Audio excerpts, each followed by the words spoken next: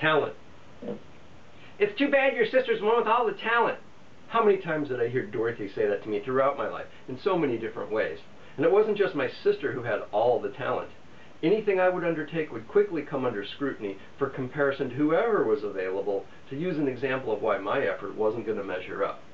I remember sitting at the piano, tinkering with its keys. I often would end up playing it more like a rhythm instrument, banging out what I would later learn were eighth note patterns with a soothing ninth chord in my hand. My sister, the other one they had adopted in order to hold together the failed excuse of a marriage, was given organ lessons. Dorothy was in love with Doc Severinsen, which musically speaking is sort of at the farthest edge of acceptable, but what really got her going was fucking Lawrence Welk. So Linda got organ lessons. Dorothy had a perverse scheme. All of her schemes were perverse.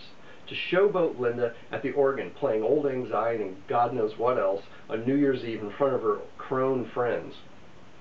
I remember watching Dorothy torture Linda into practicing, a terrible but classic example of a mother's bizarre attempt to mold her daughter.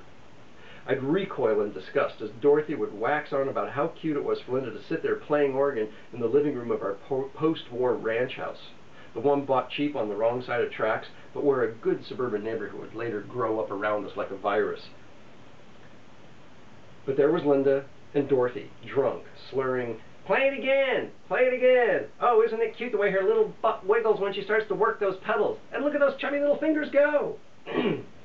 Linda was a bit chubby, and it was not kept any kind of a secret that Dorothy also had endless plans to thin her out and marry her off. Just another of her perverse plans that tragically backfired.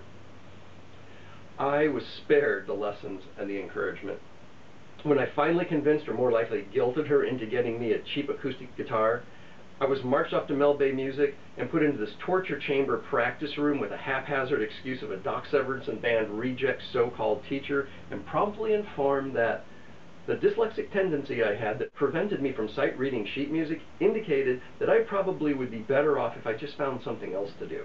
Because everyone knows, if you can't sight-read fair-lease, you're never going to be a real musician, right? Hell, I was only 10 and I knew that was bullshit. When I formed my first rock band, Laser, when I was about 13, Dorothy's review, "You're not really playing music, you're just making noise. You sound like a bunch of niggers screaming." She said evil, hateful things like that all the time, like it was nothing.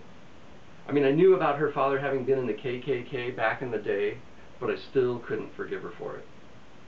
When I transferred to the Fine Art Department at UMKC at the end of my first semester at the prestigious Berklee College of Music that I'd entered at 17, Dorothy's take, "Well, see, you're still a quitter. You never finish anything."